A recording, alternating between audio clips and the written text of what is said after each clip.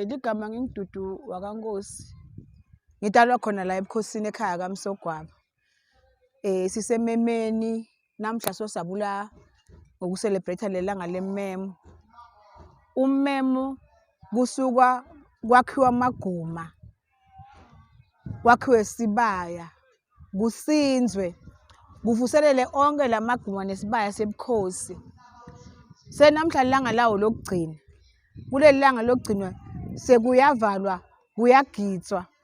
Kugidza abantwana, timbali, kugidwa libutho, kugidza lithango. Nempane Nkosi utabe athula speech sakhe sokuthi ababonge isive sabo kokuthi since ucalile lo memo bebasole babambisana naye kwaze kwafika ekugcineni. Utawuphindze futhi akhulume ngentuthuko lekhona la esigodini sakhe. Ngememo kusuke kufundiswa timbali.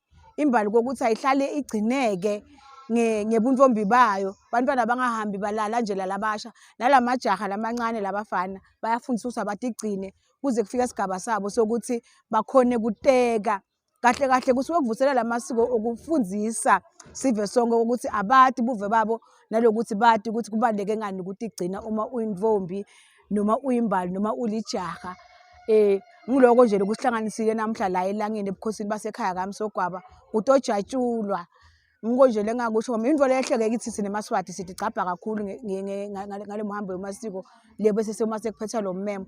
Lokunye futhi siyazivakashela makhosi lamanye ngokuhlukahlukana kwawo ngetigodi kuphindze futhi sivakashele nabakangwane bete nawo sojabula nabo kutojabula ukuthi kuphetheke lo mmemo kahle. Naye umntwana Nkosi HR abese sowuthula le speech sabo. Kubaleke kakhulu ke ummemo nine bonkosi. Ngiyabonga Nkosi Dlamini wena wekunene wena lomhle kakhulu. Mhlonisha MJ Msebi maphoyisa la khona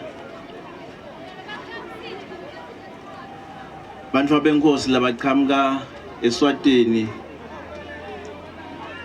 kanye nemakhosi alapha ekhaya nebantu benkosi labaphatha umango.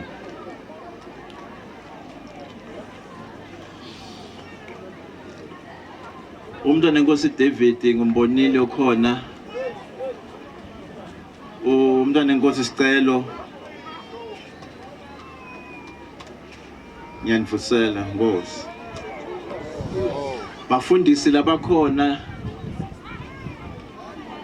Chief Director ngibonile Chief Director Magagula, ngibonile Chief Director Make Sesleti. Lisango ngimbonile mfundisi langa welisango lemadvodza. Siyabonga i-support. Bothishera labakhona ngiyabavusela Nkosi.